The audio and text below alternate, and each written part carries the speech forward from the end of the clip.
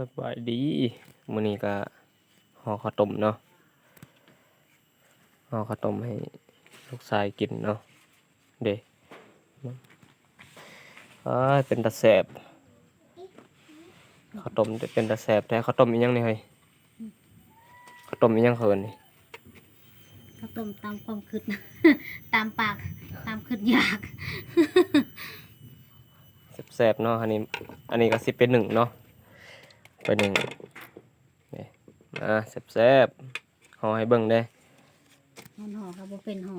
จำเป็นซื่อมือสมัครเล่น นี่ จำเป็นลูกชายยาก